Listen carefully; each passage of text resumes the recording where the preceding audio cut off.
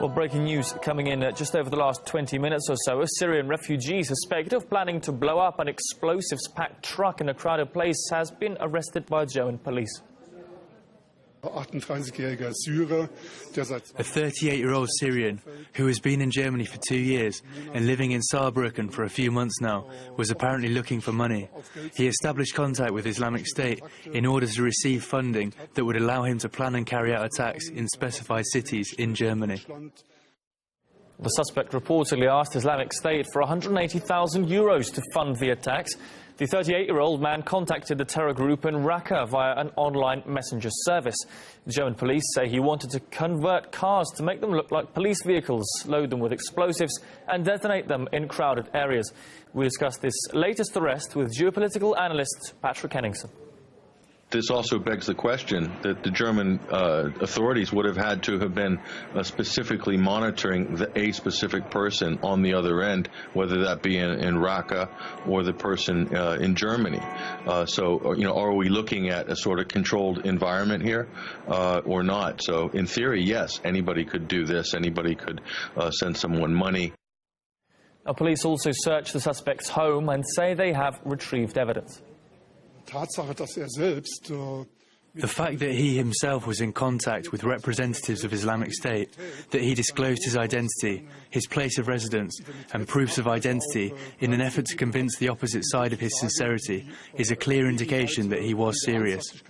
The question whether it would really have happened like that is speculation, but for us at this point it was important to disrupt what was happening. That remark brings to mind a recent weaponized vehicle attack that the police failed to prevent.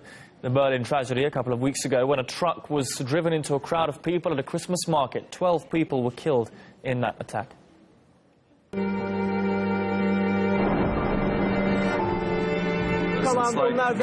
cannot be safe anywhere.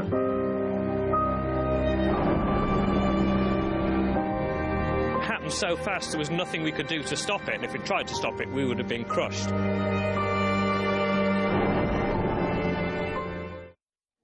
Both the Berlin attacker, Anis Amri, and the suspect arrested today were asylum seekers in Germany.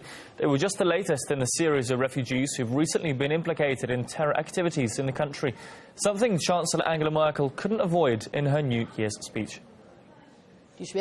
In 2016, Islamist terrorism struck us in the heart of our country. And it is particularly bitter and sickening when terror attacks are committed by people who claim to seek protection in our country.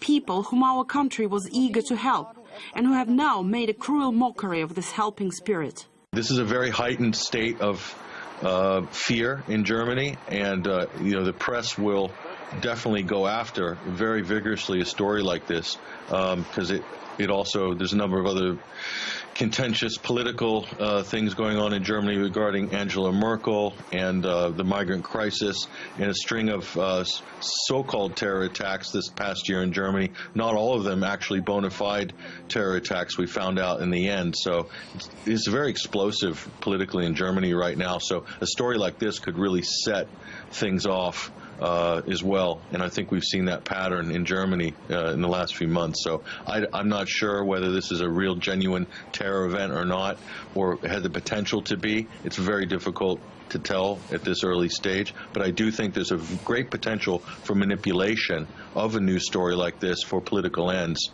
whether that be Germany or European EU on the EU level as well.